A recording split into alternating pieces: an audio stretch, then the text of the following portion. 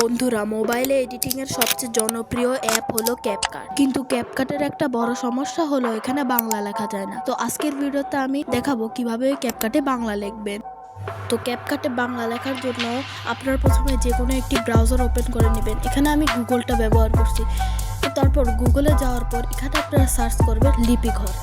তারপর এখানে ক্লিক করবেন। ক্লিক করার পর আপনাদের সামনে এরকম একটা ইন্টারফেস শো হবে।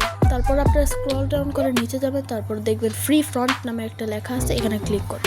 তারপর এখানে অনেক ফন্ট দেখতে পারবেন। তো এখন আপনারা এখান থেকে যে কোনো একটি ফন্ট ডাউনলোড করে নেবেন। ডাউনলোড করতে হলে ডাউনলোডে ক্লিক করে আবার এখানে ডাউনলোডে ক্লিক করবেন।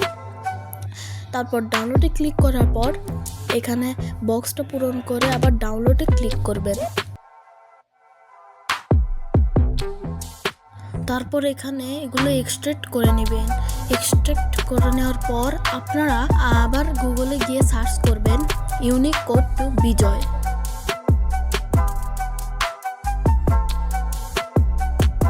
তারপর আপনি যা লিখতে চান তা এই উপরের বক্সে লিখে দিবেন।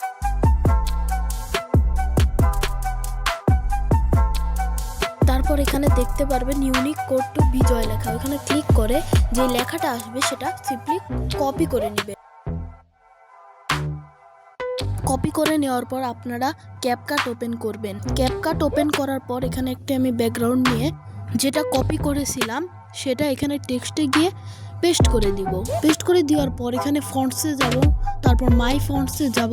মাই ফন্টসে যাওয়ার পর যে ফন্টটা ডাউনলোড করেছি সেই ফাইলের উপর ক্লিক করব। তারপর NC-V1 এ ক্লিক করব। তারপর ফন্টটা সিলেক্ট করলেই দেখতে পারবেন ক্যাপকাটে বাংলা লেখা হয়ে গেছে।